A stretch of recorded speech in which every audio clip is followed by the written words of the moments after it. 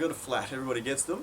Sometimes we forget about how sometimes such a simple task can be a little bit complex. So I'm going to go through the process of changing a tyre and try and make it as simple and as easy as possible. So one of the first things that we want to do is to put the gears in the easiest gear. So we want the big chainring on the littlest one, and then the same on there. And that'll just make putting the wheel back on and taking it off so much easier for us. So I'll do that first.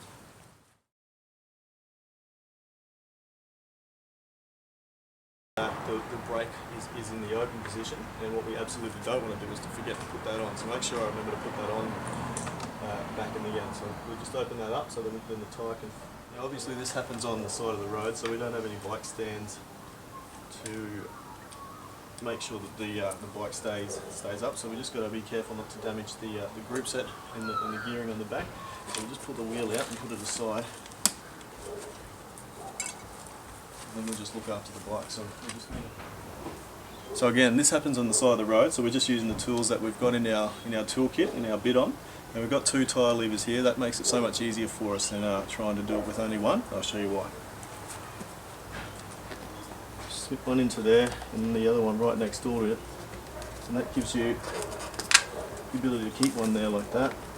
And then the other one.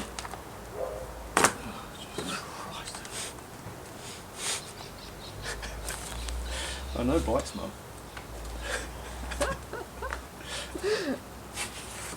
That's how easy it's supposed to be, Mum.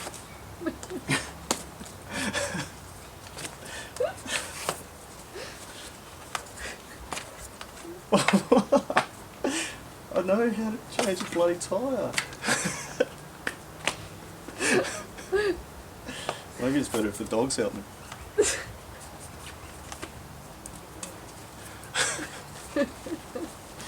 Oh. Oh dear. Basically that anyway. Huh? It did look funny though.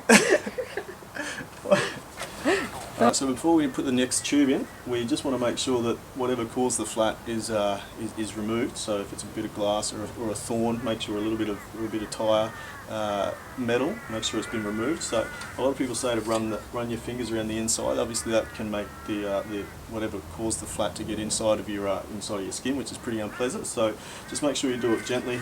Use most of your vision, and then just do a light touch just to make sure that it's all out, and then we can put the tube in.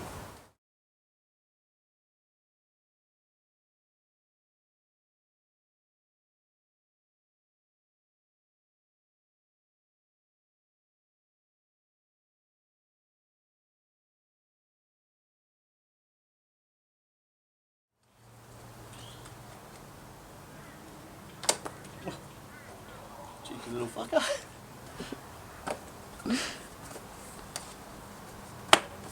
Nailed it. This is why you ride with your local mechanic, so you don't have to do this stuff. I don't know actually how this one works, so it's pretty interesting. Okay, so the CO2 canister, pretty awesome bit of kit, means you don't have to carry a pump. It pumps up your tyres to around about 80 psi. When we leave for a morning ride, some people say 110, some say 120. Generally we ride at about 90 psi, so it makes it a lot more comfortable and you really don't lose a lot of speed. CO2 brings it up to around about 80 psi, so really it just gets you home. What you need to remember with the CO2, you need to, when you get home and back, you need to fully release it from your tyre and then pump it up with normal air, because they just need to be replaced. It's not a long-term situation. Anyway, it's a pretty magical bit of a kit, so what you do, you pump it on there.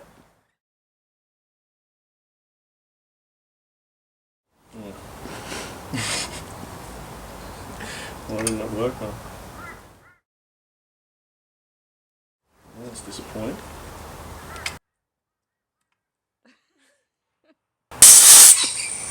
Perfect.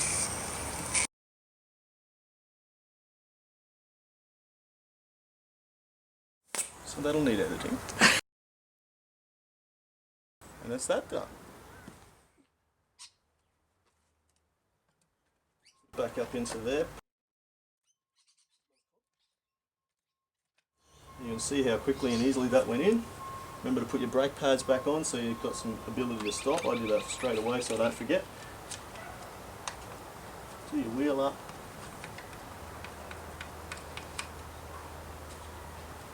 And make sure you put your skewer back in nice and tight.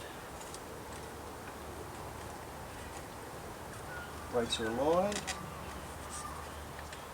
And you're ready to go. Let's hope I don't get a flat anytime soon.